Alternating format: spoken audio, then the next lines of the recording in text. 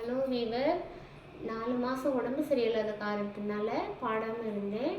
ஏற்கனவே BP sugar இருக்குது. இப்போ கண்ணு காது ப்ராப்ளத்தினால ஹாஸ்பிட்டல் போயிட்டுருக்கேன். நிறைய பேர் பாட சொல்லி கேட்டிருக்காங்க. அதனால் உங்களுக்காக பாடுறேன்.